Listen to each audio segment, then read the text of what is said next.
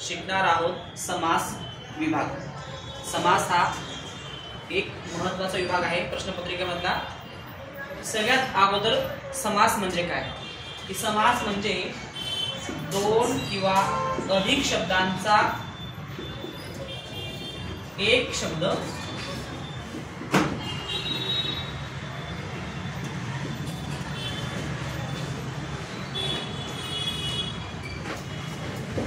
दोन किंवा अधिक शब्दांचा एक शब्द करणे म्हणजे समास। थोडक्यात शॉर्ट संक्षेप म्हणजे समास। समासची व्याख्या काय आहे? समासः नाम संक्षेप। संक्षेप म्हणजे शॉर्ट करणं। आपण उदाहरण बघूया।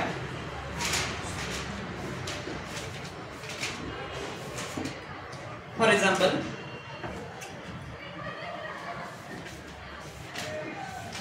गजानन। लक्षात घ्या, आपल्याला माहिती आहे गजानन म्हणजे कोण आहे? गजानन म्हणजे गणपती। तर बघा, गजः आननः यस्य सः। हा समास झाला बहुव्रीही समास। ज्या समासामध्ये एंडिंगला शेवटी यस्य सह लागतं किंवा यस्याः सा असं येतं, तो असतो बहुव्रीही समास। आहे बहुव्रीही समास। लक्षात घ्या, हत्ती, हत्तीचं तोंड, गजः आननः आपल्याला माहिती आहे। नंतर बघू आपण की राम कृष्णौ। या ठिकाणी बघा, हा आहे इतरेतर द्वंद्व समास। हे कसं ओळखणार आपण? इतरेतर द्वंद्व समासामध्ये प्रत्येक शब्दाच्या शेवटी काय लागतं? च लागतं। रामः च कृष्णः च। हे बघा, हा काय आहे? द्विवचन आहे। देवः देवौ प्रमाणे कृष्णौ, राम कृष्णौ, रामः च कृष्णः च इतरेतर द्वंद्व समास।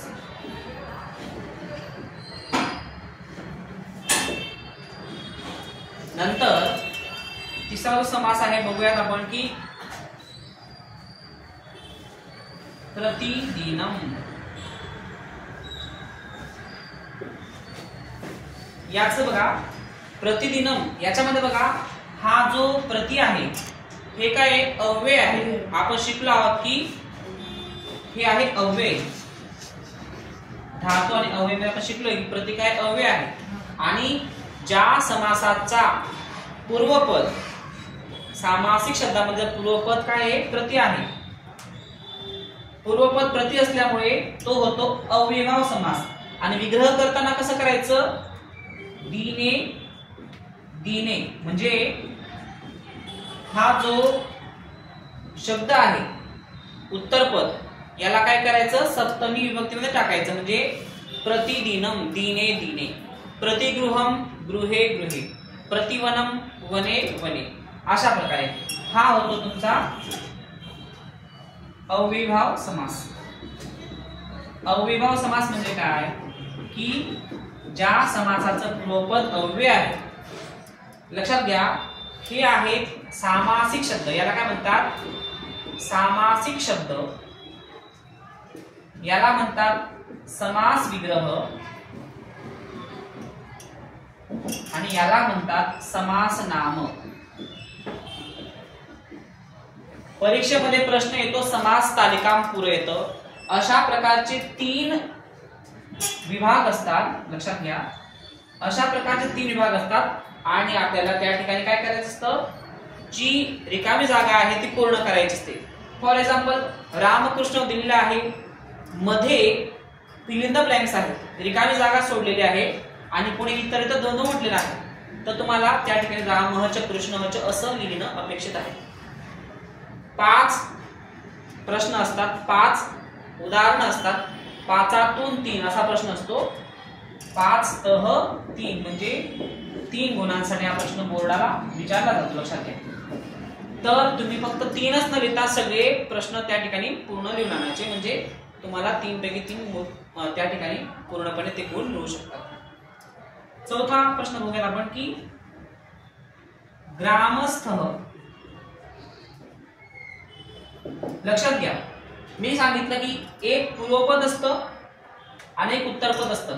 सामासिक शब्दामध्ये 2 शब्द असतात, एक असतो पूर्वपद, एक असतो उत्तरपद. इथं गज आनन, राम कृष्ण प्रतिदिनम. इथं बघा ग्राम शब्द काय पूर्वपद आहे आणि स्थः काय उत्तरपद आहे. मग हा आहे तुमचा उपपद तत्पुरुष समास. काय आहे? उपपद तत्पुरुष समास. मग ओळखलं कसं उपपद तत्पुरुष आहे हे आपण कसं ओळखलं? उत्तर पदामध्ये धातूचा अंश असतो. काय असतो? धातूचा अंश असतो. आता बघा हा जो स्थ आहे याचा धातू कुठला आहे? तुम्ही ऐकून असाल, स्था तिष्ठ धातू या ठिकाणी आहे. स्था तिष्ठ म्हणजे थांबणे किंवा राहणे. मग ग्रामस्थ, ग्रामस्थ हा शब्द संस्कृत मधून मराठीत पण आलेला आहे. आपल्याला माहिती आहे ग्रामस्थ, ग्रामस्थ मंडळी हा शब्द आपण बऱ्याच वेळा ऐकतो, बोलतो. तर ग्रामस्थ म्हणजे काय? गावात राहणारे. लक्षात घ्या, गावात कुठली विभक्ती येते? सप्तमी येते ना. इन ऑन साठी काय येते? सप्तमी येते. मग ग्राम शब्दाची काय करायची? ग्रामे, सप्तमी एकवचन ग्रामे. आणि धातू काय आहे? स्थ, स्था तिष्ठ धातू. ग्रामे तिष्ठती, ग्रामे तिष्ठती इति. शेवटी काय लागतं? इति लागतं. म्हणजे गावात राहा